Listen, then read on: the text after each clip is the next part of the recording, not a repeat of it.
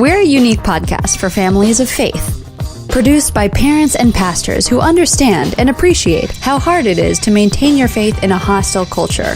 We're here to encourage and support you in the most vital role of all, parenting. If you're feeling overwhelmed and afraid, it's okay. You're not alone.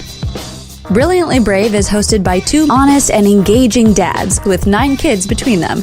A road tripper, author, and pastor, Father Brad Matthias, and iShine founder, solo parenting expert, and all-around foodie, Mr. Robert Beeson. Join us each week as we explore and engage with some of the most intriguing, inspiring, outrageous, and awesome parents in the world. This is Brilliantly Brave. Well, welcome to Season 3 finale with Brilliantly Brave Parenting. I am your co-host, Pastor Brad. Yes, you are, Brad. Yes, I am. And I'm Robert.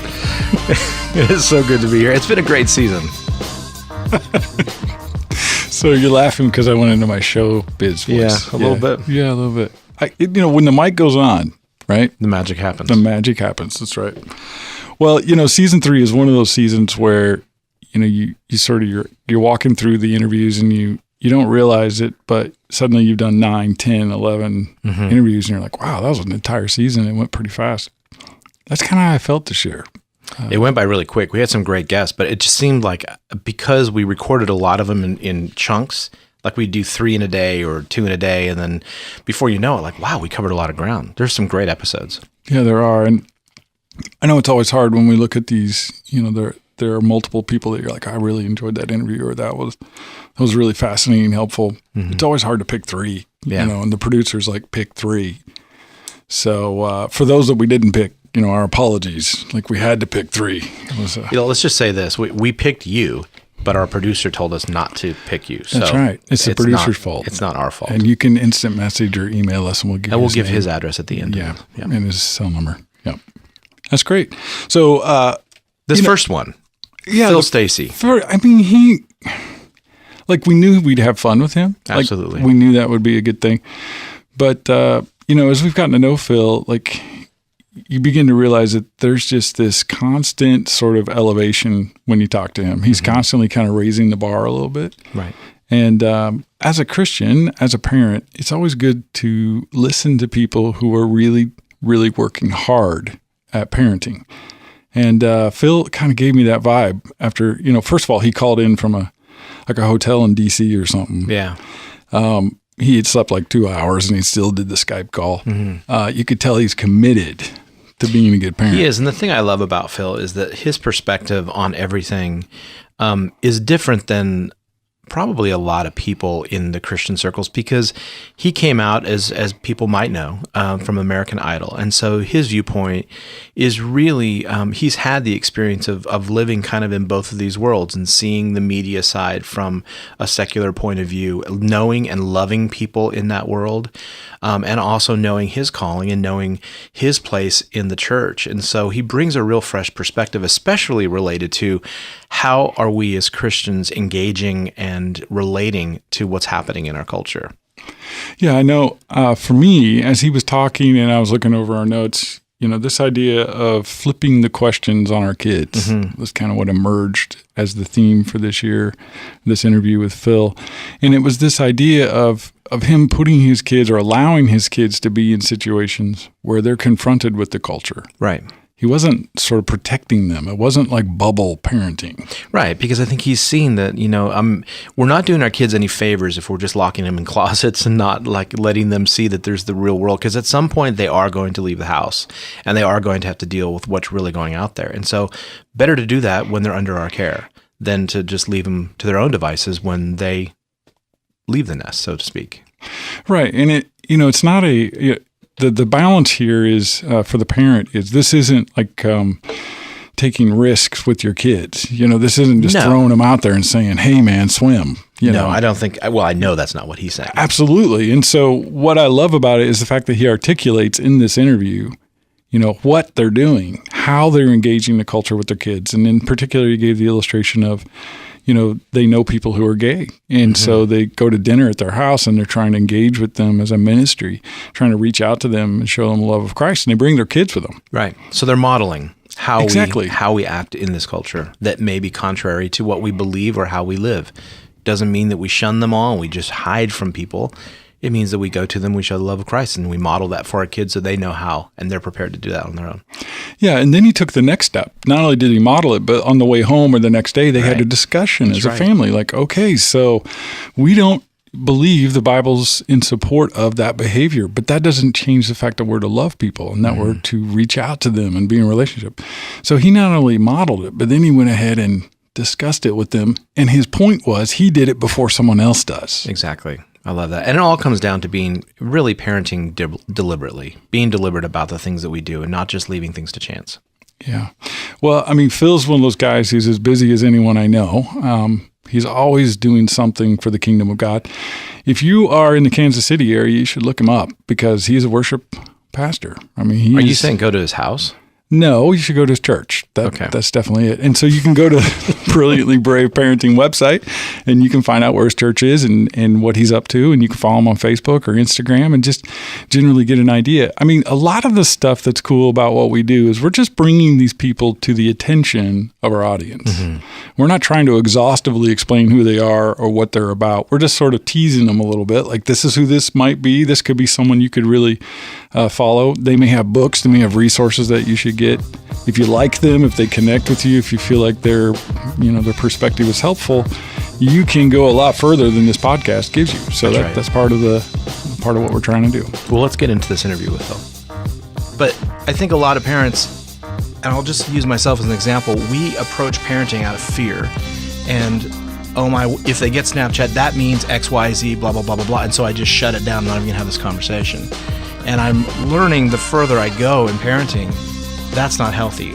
Doing anything out of fear is not healthy. But in a relational standpoint, putting my fear on top of my daughter and just assuming the worst can really, it can really break down the relationship. So what do you guys do in your home to foster that environment where you can come and talk about things that you're either struggling with or questioning? Is it time to get Snapchat?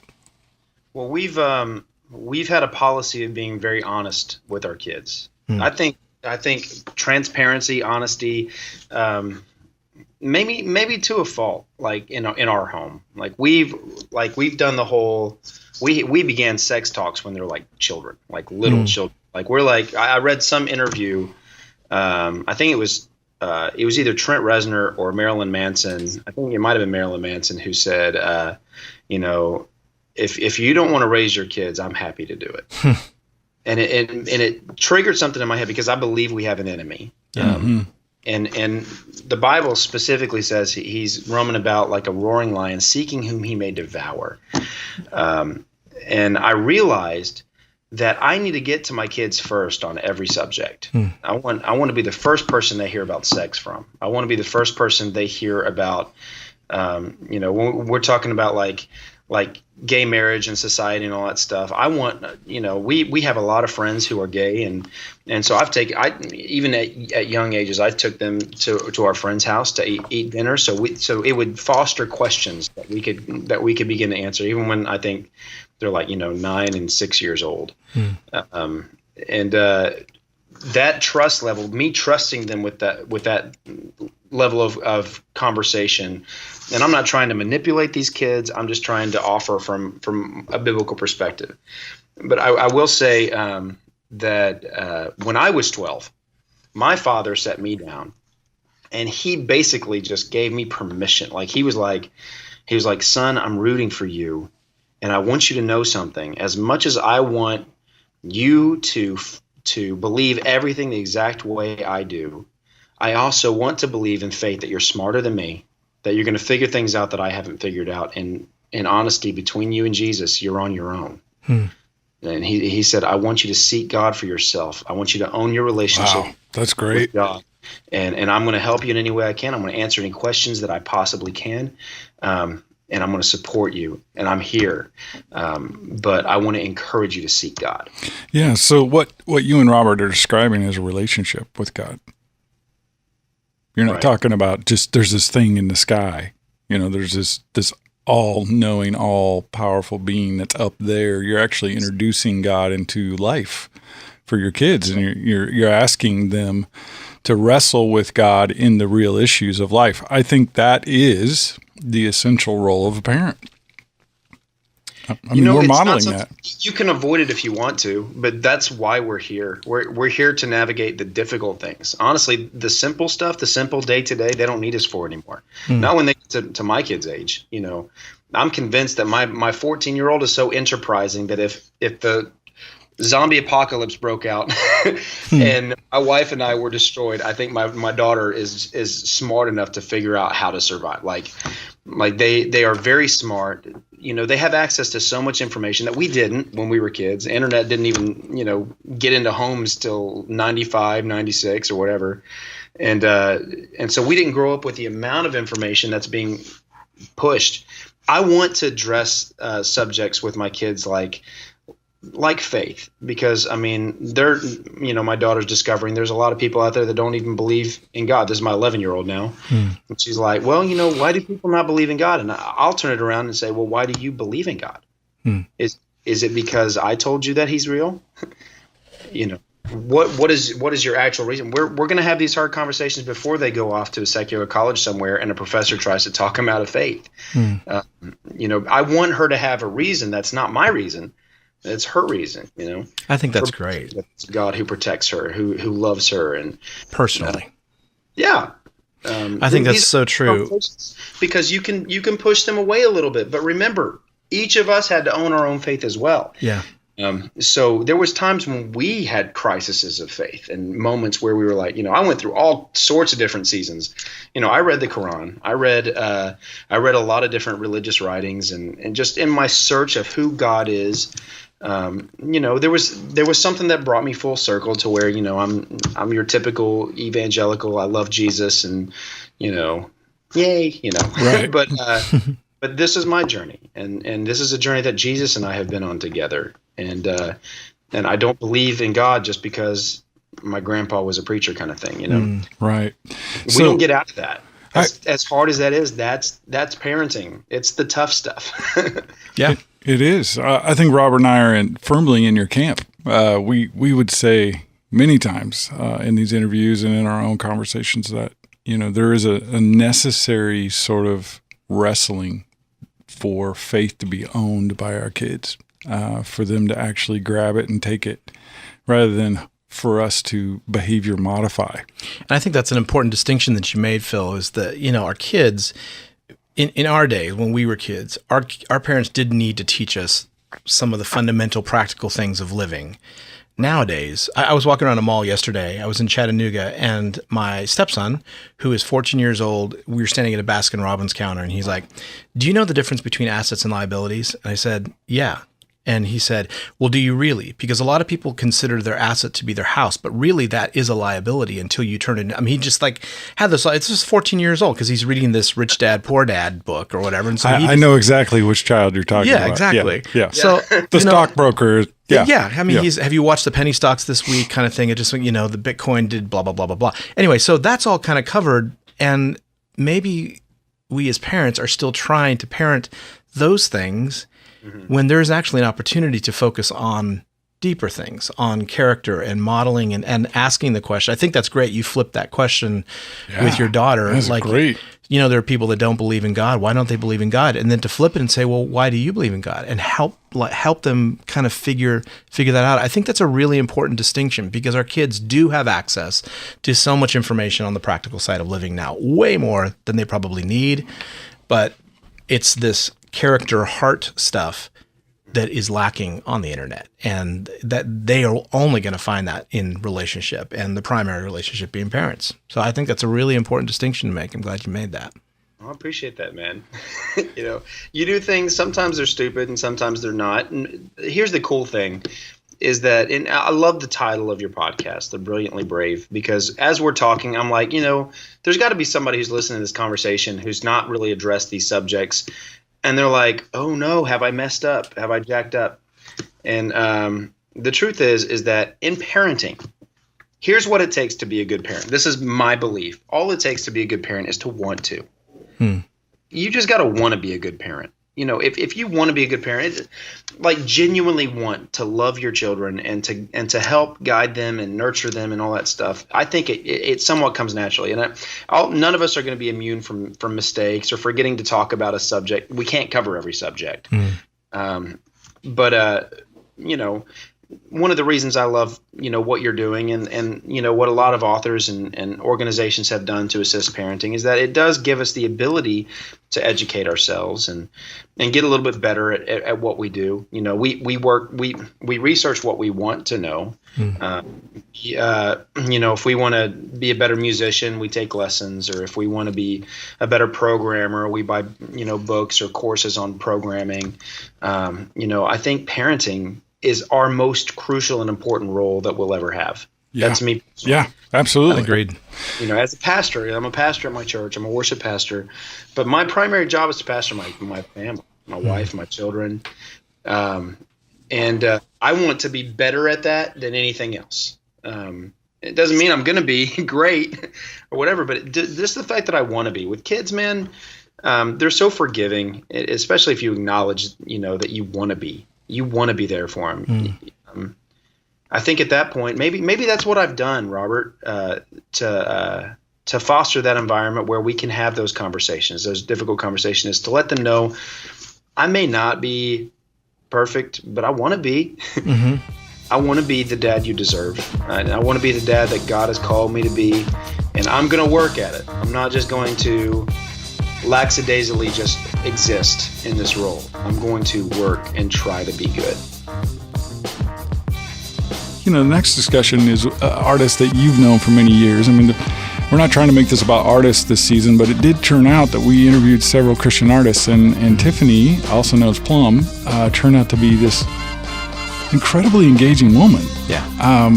A mom. I felt like I was talking to a mom, not an artist. That's right. And then I loved that. I loved the fact that we were able to kind of see into her life during this interview. She wasn't hiding. She wasn't pretending that she had her stuff totally dialed in. She was being a very authentic, real mom that our audience can connect with and understand and appreciate. I agree. And I think the thing that I love about Tiffany, I've known her for a very long time, did the first couple records with her, is that this is a change for her. Because when she started, admittedly, she was more performance-based and more kind of playing the roles that we do in Christian music. Sometimes in public, we have to put on a persona. It didn't mean that her faith wasn't real. It just meant that sometimes the way we perceive ourselves or we let others perceive us is not in concert with exactly who we are. And so we can tend to start living and believing the perception rather than what's really going on. And so what happens in many people's lives is they reach this breaking point where life gets hard, and she has had some really difficult things that she's had to deal with, which brought a great fresh perspective to her on what's really important. We talked about the fact that music and her ministry, her calling, that is important, but what she's really meant to be is a mother and a wife. And that can get out of whack sometimes for all of us, whether it's a professional musician or a pastor. I mean, if we are not centering and focusing first and foremost on our family, it can be dangerous. Man, that was well said. One of the things that we talked about with her and became the title of the podcast is this idea of being faithful in the now. Mm-hmm. I know it is very difficult to labor with excellence in a job or a position where no one notices. Yeah. It's really hard to give it your best and do your, Yeah, there's no acclaim for loading the dishwasher. There's no crowd. There's no audience, right? It's just you performing the tasks and service of being a parent or a mom or a dad. But that's where real transformation and real molding people's lives happen. It's not the scene. It's not on stage. It's not in whatever our vocation is. It is in those one-on-one situations with our kids where we have the ability to shepherd them in a direction that we believe and we know that God wants them to go in. And people don't see that. And so I think it's great that she has seen both worlds. She's out in the public eye, but she's bringing some awareness to the fact that what really matters is the things that are not seen, being faithful in the now. Yeah, so if you're a mom and you're finding yourself a little dragged down by life, just maybe a little burned out or tired or feeling like what you're doing isn't going to matter, this could be a podcast that could really lift you up and encourage, strengthen, and support you. So without any further ado, let's hear from Tiffany. Well, God help me. Just those 3 words is a prayer I've taught my kids to pray when they didn't know what else to pray, because we want them to pray. They don't always see us pray. They don't always hear us pray. And we just sort of by osmosis kind of think that they'll learn how to communicate with the Lord. And they have fears and they have concerns and they have worries that are completely valid. And I don't want to discredit ever or discount their emotions. And so I've just, since they were little, have just said, well, just say, God help me. If you don't know, just say, God help me. And tried to let them see me say it at times. But found myself saying it more often over the last year and a half or 2. I was out on the road with Big Daddy Weave, and when I went out with them, I used their band. That was the first time in my career I hadn't taken my whole crew. I was really insecure, didn't realize how insecure I would be. I thought when my marriage had imploded and had rebuilt, I had dealt with a lot of my pride. Got out there and realized there was a lot of pride I was still dealing with. So there's pride and insecurity and just asking God to help me with my anxiety about that. And I was gone a lot more than I'd ever been consistently with touring. And so I had a lot more anxiety and depression. Those are things I also struggle with. And so I was finding myself saying this prayer that I've told my kids to say. And so on one of my trips home, we had like a 10-day on, 10-day off schedule. My middle, Oliver, had chest pains, and they were as sincere. I heard the strange sound from the back of the car, like a, and I kind of glanced back, and he's holding his chest, and he's saying under his breath, God help me, God help me, God help me, God help me. And I'm trying to pull over and trying to talk to him, and as I finally get the car parked, turn around, and he looks up at me, and he goes, it worked. And I said, what, buddy? And he goes, well, you'd said to say that. And I did, and it worked. And it turns out he wasn't having a heart attack. He was actually having something similar to what you have, growing pains in your legs and his ribs. They did this whole exam over him because I was kind of nervous about what was going on. And but in his moment of real fear, like before he could even say Mom or anything like that, he was saying, God help me. And so kind of going back to how that inspired me to, you know what, I need to write a song called that. Because from a little child up into a grown adult, whether you're struggling with anxiety or depression or fear or whatever it is, having that prayer that you can just simply say, just his name, was kind of the motivator to write the song. But that line came from, I was sitting in service at church, and the pastor, I completely forget now what he was talking about, our pastor Dave, but I sat there and I was wrestling in my heart with some stuff. I had several different friends going through some horrible marriage stuff on the opposite sides of the fences on both sides, one where the husband had left, one where the wife was leaving, one where another wife was struggling with just temptations. And having gone through a marriage crisis and coming through that, we are sometimes a magnet for those stories of like, hey, right, Tiff, sure. I want to talk to you about this. And so all of that kind of just was sitting in my lap on that Sunday. And I was like, you know what? Sometimes you don't want to be alone with the Lord. You don't want to be quiet with him, because that chaos and that noise and those distractions sometimes pull us away from him, which isn't good, but it keeps us from having to hear him say, I want you to stop when you don't want to stop, or I want you to stay when you really want to go. I want you to, I want to sit still, but God's going to tell me to move. Like, if I sit here in this silence and I really hear you, you might ask me to do something I don't actually want to do. And even though I say I trust you and I want to trust you, do I trust you? And so all those stories were just kind of swirling in my head, from my own to my friends, to my son. And so the lyric literally came so quickly sitting there. And my friend Christy literally nudged me, and she saw what I was writing, and it had nothing to do with the service. And she was like, what are you doing? And I said, shh, I'm writing a song.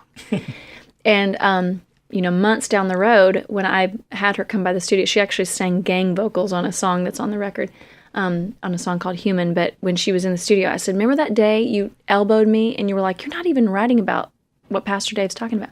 I said, that's what I was writing. I said, those lyrics came to me because I was just sitting there, and it was like, what would you ask of me? If I sit here in this silence and I really hear you, what are you going to ask of me? Because I don't know that I want to listen to you. Right. And so, God help me. Like, okay, like just cut through the noise, cut through the whatever, and just say his name and ask for his help. Because it's like in your mind and your heart, you do trust him, but when you don't feel strong enough to trust him, say his name and ask him to help. And I mean, he says in Psalms 120, verse 1, like, I cried out to the Lord in my distress or my despair, and he answered me. And the only reason he can answer you is because he's listening. He's always listening. And so there's a confidence that I do have, although I don't always feel, brilliant and brave and confident. But it's like I do have a confidence that he is always listening. And so that was just and I thought, if I write this song for anyone else but myself, like, it has already been helpful to me. And so for God to be using it in other people's lives is just icing on the cake. And so I really wrote it from a real personal place of like those 3 words. So that's awesome. Yeah, thanks. I mean, I'm listening to you talk, and there are so many people who feel like they're supposed to do something with their life. Like they have a talent, like they can sing, they can write, they can perform. And they're feeling this sort of nudge, like I'm supposed to write a song or I'm supposed to perform music for my church.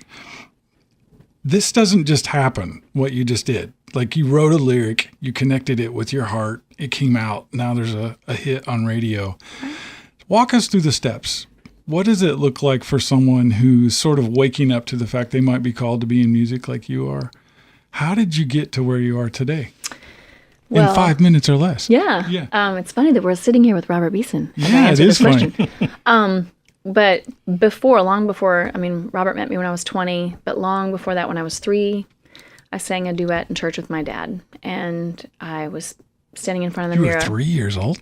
Well, it was a pretty janky duet. I'm pretty sure it sounded pretty lame. That's pretty awesome, though. But 3. I was apparently, I mean, I don't remember being 1 and 2, but around 3, I start to have a memory.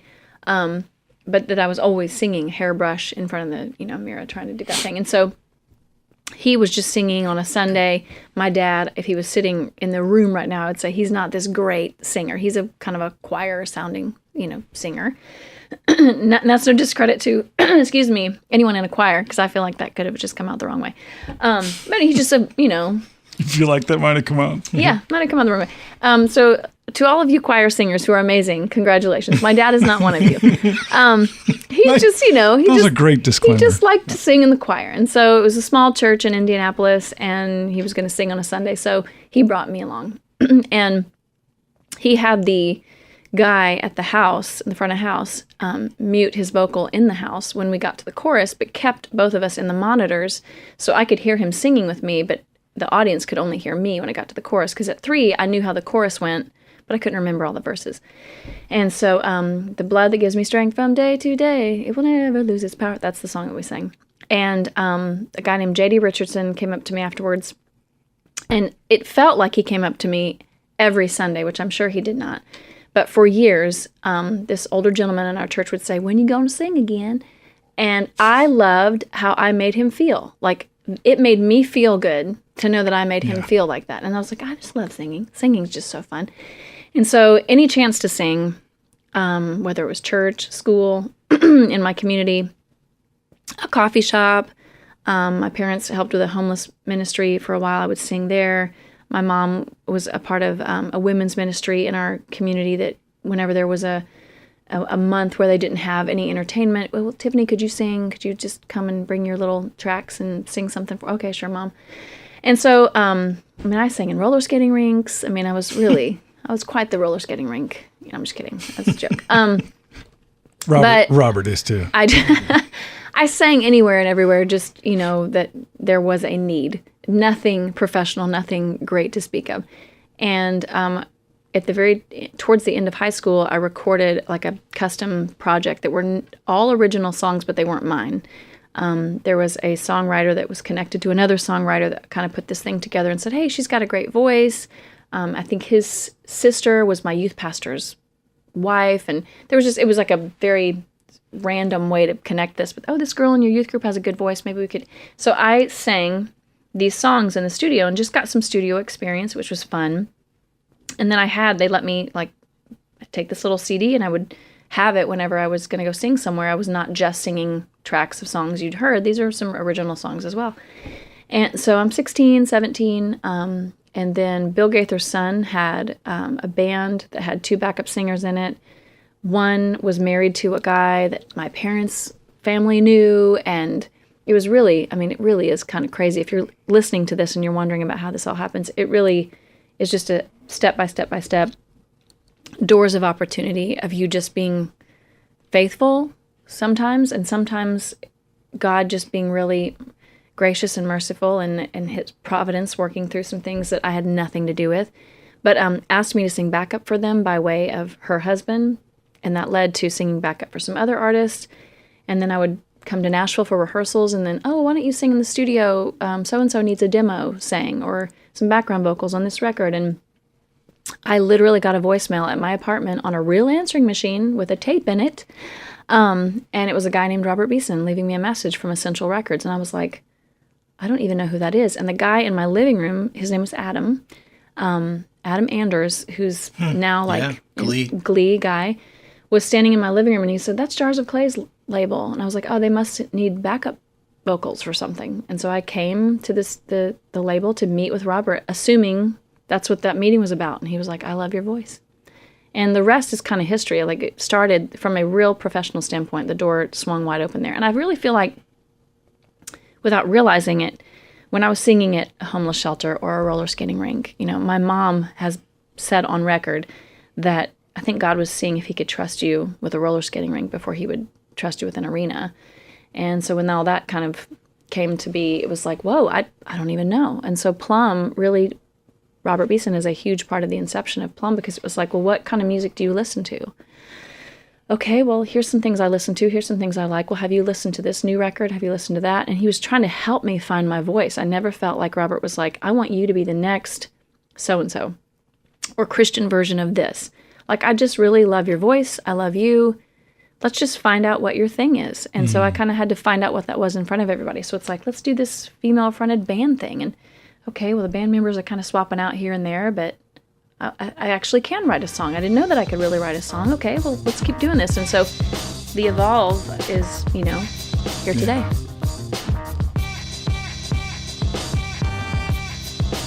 You know, I know this is controversial. We talked about it even before we did this recap show. Thaddeus, you know, he's a counselor. He's an expert. He has a master's degree in counseling and therapy. He's a very brave man. He is a brave man. And so he just, you know, when we first talked about it, I mean, before the season began, I remember talking with you about it, and you're like, do we want to do this? You know, is this a risk we want to take? And the risk is that we're not politically correct necessarily. Mm-hmm. Like, we could be upsetting some really, really, you know, vocal people in our culture. Right. So we didn't do this to upset people, and we didn't do this to cause a fuss. What we did is we tried to engage parents with issues that they're going to have to wrestle with at some point, whether it's directly in your family or it's a friend. It's going to be an issue that you are confronted with in the near future, and that's the idea of same-sex attraction.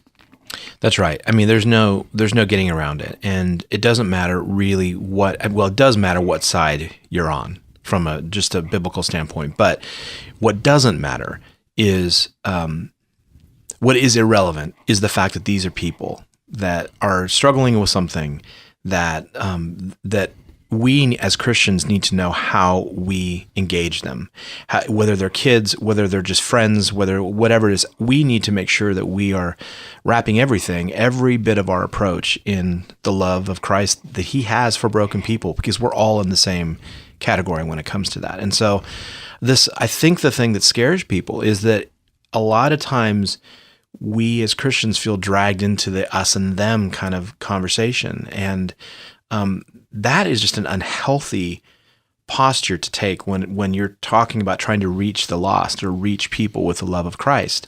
The us and them mentality of I'm right, you're wrong. I mean, look, we're all wrong. We are all sinners. We are all very capable of making terrible mistakes. And so I think the thing that I love about Thaddeus is that when I said he was brave, I really mean that, because this is a very difficult topic to discuss. I personally don't feel like I can even discuss. I'm not an expert in this area. All I'm an expert in is knowing that people need love, regardless of what side. But Thaddeus is an expert in this area. And so I think his guidance in how to deal with having these conversations about same-sex lust, as he calls it. And I think it's interesting. He said same-sex attraction, he doesn't even like talking about like it, framing it that way, because we're attracted to people of the same sex. I mean, it's just, we're friends. It's when it turns into lust that it becomes a problem. So I think that's an interesting distinction. And I'm like I said, without the expert opinion of someone like Thaddeus, it's hard to kind of wrestle with this stuff on our own. Yeah, and I was listening to the entire interview and remembering it from that pastor's perspective. So not just as a parent, but as a pastor. If you're listening, you're an audience member to this podcast, I would encourage you to go and listen to this particular interview with Thaddeus Hefner, because it's going to give you some insight into some of the struggles and the processes that people are working through with same-sex lust. Mm-hmm. And the similarities between someone struggling with sexual addiction, whether it's homosexual or heterosexual, is the same. Exactly. It's the same process. And so to hear a counselor, a therapist from a really solid Christian perspective, really bring that to your attention. Like, okay, these are the same struggles. You are equipped to sort of step into that, because mm-hmm. this is the same thing that any member of your church or parish might be struggling with. And so for me, as a pastor, I'm looking at this going, okay, my job isn't to confront someone with an attack on a lifestyle. My job is to introduce them into Jesus Christ. And so by introducing them into Jesus Christ and the Holy Spirit, there's a process of transformation that occurs that I can encourage, and I don't have to attack someone. Mm-hmm. That's right. And so as a pastor, I would encourage you to consider listening to this, maybe even reading some of the books that Thaddeus recommended in this study, this interview, and really exploring this topic a little bit, because I think it's going to take the church becoming a safe place for people to come with questions for us to impact culture. That's one of the reasons I wanted to do that interview. Couldn't agree more. So without further discussion, here's Thaddeus. One of the things we said before we got on the air was that a lot of people don't come forward to even say that they're dealing with this. Right. Because they feel so much shame. I wonder if you'd kind of unpack that a little bit, just to basically set the tone for the parent that's listening, that's feeling like, I've never admitted to anybody that I'm wondering if my husband is dealing with this. Right. Because I feel so ashamed. Right. What would you say to that mom or wife? Sure, and I would also include in that group not just the women that are wondering, but the women who know. Right. Because mm-hmm. it's come up or it's come... Yeah, but they just haven't had a place to go with that. Right, and so usually women feel very isolated. The reason why I can talk about this today is I do a wives healing group in which I've worked with women directly in small groups around this topic. And typically what they're presenting with is a lot of shame. They feel very close to the, if you will, to the bottom rung of the ladder in the church, mm-hmm. and they can't say anything, or they feel like they can't say anything. And so they carry a lot. They're carrying their husband, and they're carrying their own pain and wounding. Mm-hmm. And then some of the other characteristics or the stories they tell themselves would be, am I not beautiful enough? Did I do something wrong? Am I not enough overall? How do I compete with a man? Mm. And so that's often what they're carrying, and they also feel like they have no outlet to even share this because they're going to be rejected, or any number of stories they're telling themselves of the outcome if they do share it. And so they're carrying that by themselves often, and what they don't realize is, and where I try to work with women and getting them to understand that this actually, I want to be careful as I say this. Yeah. So this actually has nothing, and most of the time, I can't say 100% of the time, most of the time it has actually nothing to do with them. However, it's going to affect them. Mm-hmm. Obviously, how could it not? Right. So they're going to feel all of the pain and the shame and the consequences and the broken trust, and they should feel pain and anger and sorrow and grief. However, I'm speaking more to the questions they're asking themselves of, am I not enough? Did I do something wrong? Right. Because their husband was probably more than likely struggling with unwanted same-sex lust long before they ever met their wife. So how could it then have anything specifically to do with her? Like, she didn't do anything wrong. It's not that she's not pretty enough. It's not that she's not loving enough. So that's basically the groundwork was laid long before. Very much so, yeah, absolutely. And one of the things that you said off air before we started recording was, and sometimes it doesn't present itself even before the wife is involved or the woman is involved. It doesn't present itself as same-sex lust all the time. It can come from something else. It can escalate. Yeah. That's the word. Sure. There are men in 12 steps, like Sexaholics Anonymous, 12 steps that started out with an addiction toward objectifying women and using pornography. And then that may have escalated to actually acting out with women in reality and having affairs or one-night stands. And then the addiction can continue to escalate in their isolation. And there are men who, you could meet them in an SA meeting, they'll share their story that some of those men have started acting out with men. But even they, I can't say for sure all of them, but many of them would never identify as gay because they're doing that. It's just the escalation of the addiction itself. So they're really what I work with, just to touch on men for a moment, when they're dealing with same-sex lust, most of the time what I'm seeing is a lot of detachment. Attachment's a fancy psychobabble word for love, connection, friendship. It could be romantic love, it could be friendship, parental, familial love, parental-child. So they're very detached, especially from masculinity, even their own masculinity. And they have very low need fulfillment. What does that mean? Or no need fulfillment. So we all have, on Maslow's hierarchy of needs, right? We need water, food, shelter, gas money for our car.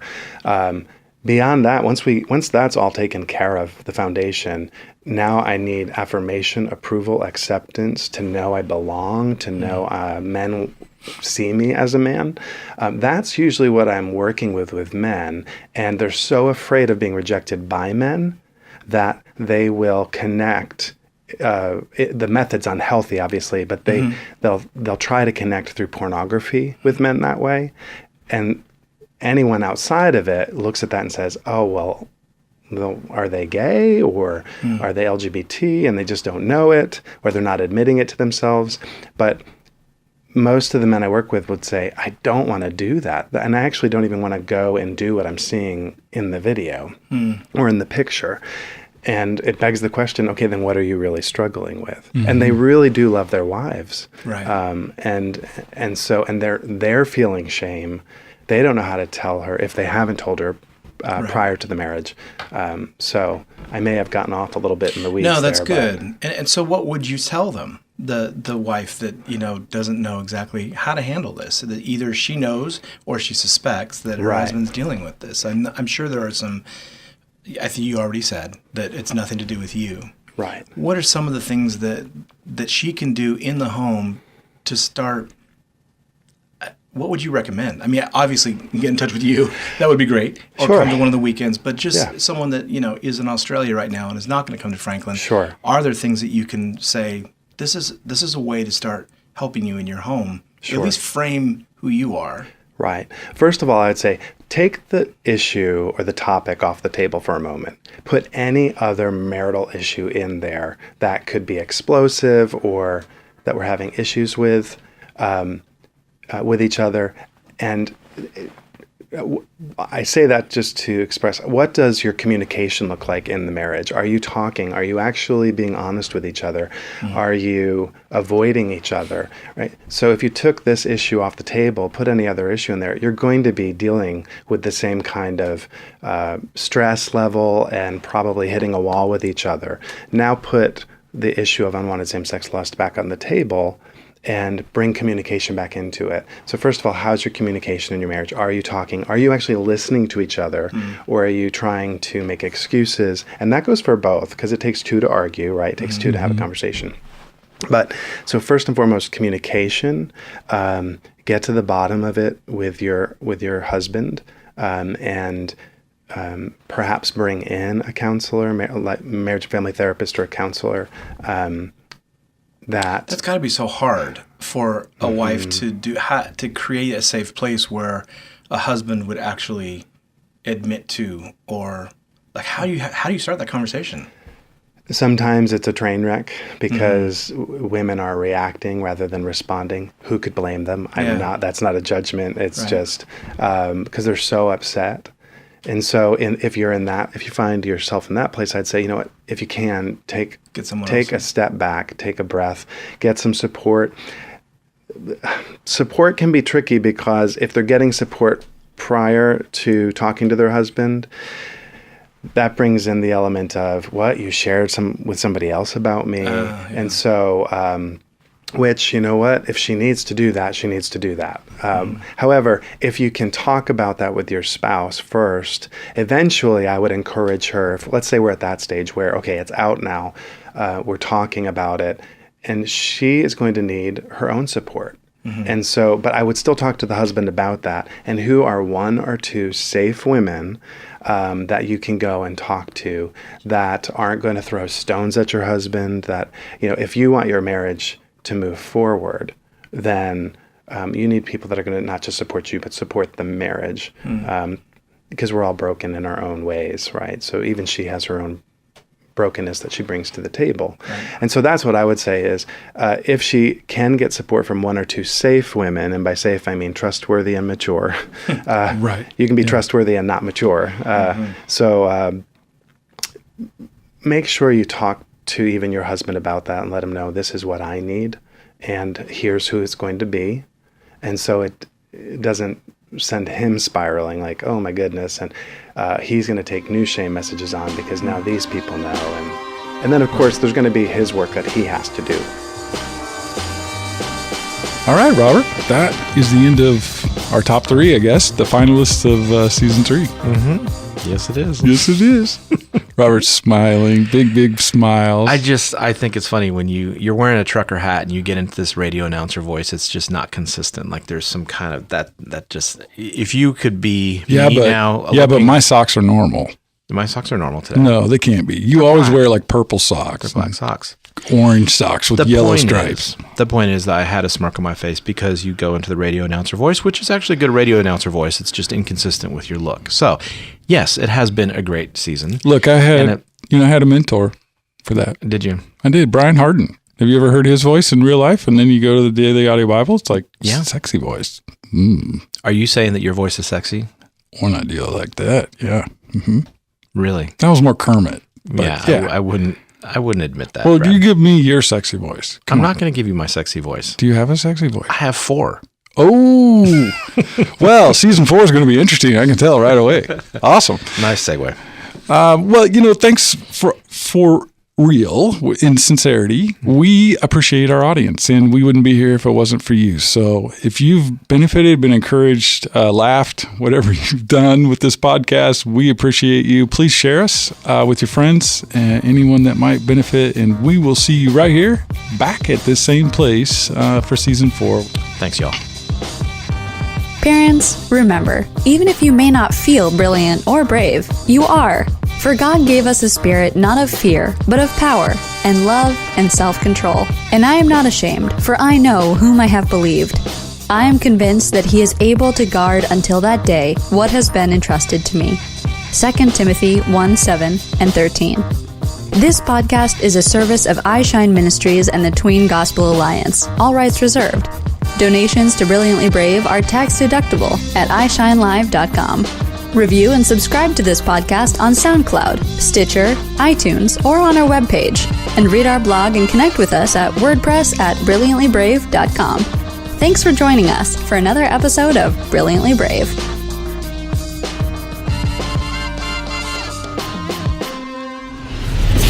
iShine is a faith-based ministry and media company that looks and feels a lot like a Christian version of Disney. iShine is more than entertainment. We're the producer of the largest Christian tween TV series in the world, a nationally syndicated radio show, a Nashville-based record label, host to multiple live tours and summer festivals, an interactive website and social media, and a provider of printed and digital devotionals, preteen Bibles, and church curriculums. But more than anything, we're a trusted Christian resource for parents and pastors. You can turn to us for all things tween. Check us out at iShineLive.com.